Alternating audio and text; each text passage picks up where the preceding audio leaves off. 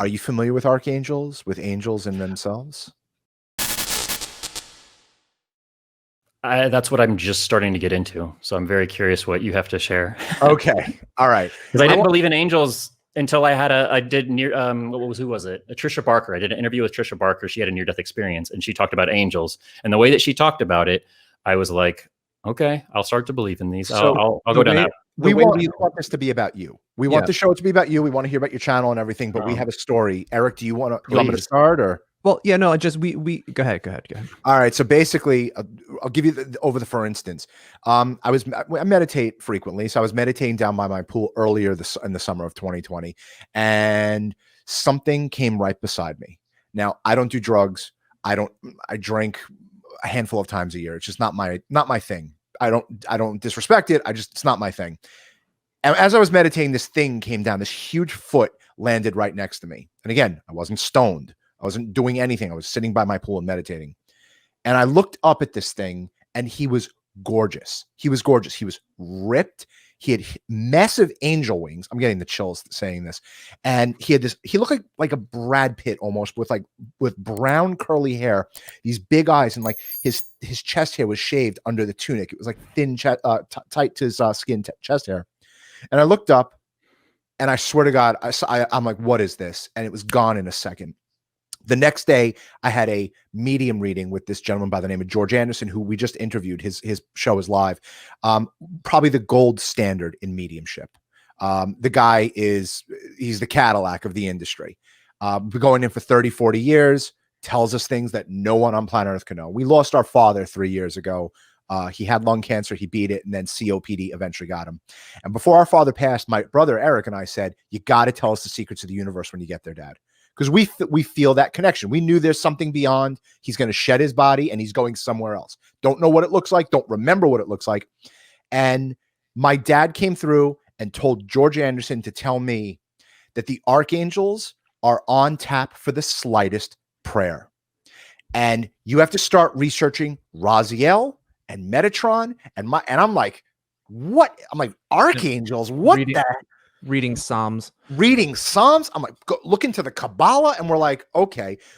So I looked into Raziel, and on my life, on everything I own, this is who landed right next to me. Whoa. Legit landed right next to me, looked at me, and then disappeared. And again, no drugs. Okay. No drugs, no drinking. Me meditating by my pool, not even sleeping. I was sitting up.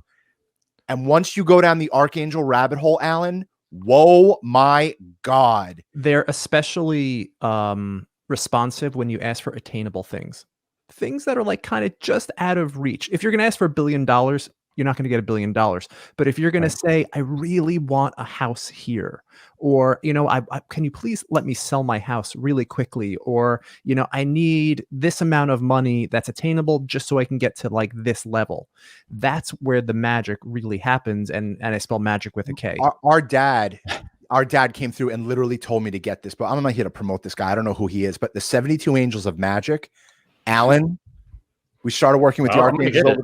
We started working with the Archangels over the summer, and it's like this. Like, if you believe in law of attraction, which I wrote the book on law of attraction. I wrote this book called Just Ask the Universe.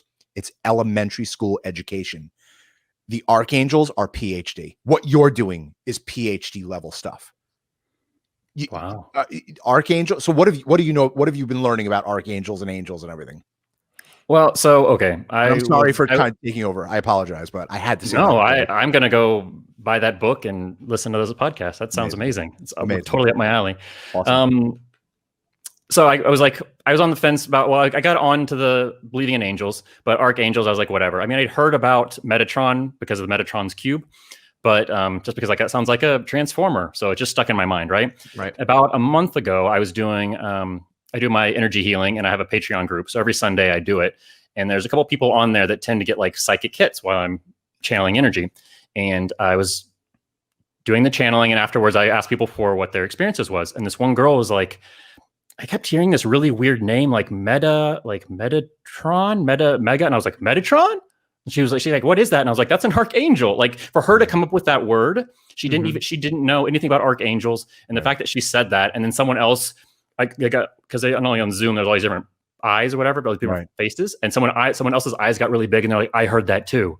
And I was like, Oh "No, my hey!" Like of all of the names, because when they go, Archangel Michael was here, then I'm like, I rolled my eyes. I would roll my eyes because I'm like, that's what everybody says. Right. But no one says Metatron. No one pulls that out of their bag. Right. So Yeah. Right. that made me a believer. It's very powerful, and you can do it as much or as little as you want, where you can just kind of, do some prayer in your head, or you can sit down and actually do the ritual with the sigil and do that whole type of thing. It's all very interesting.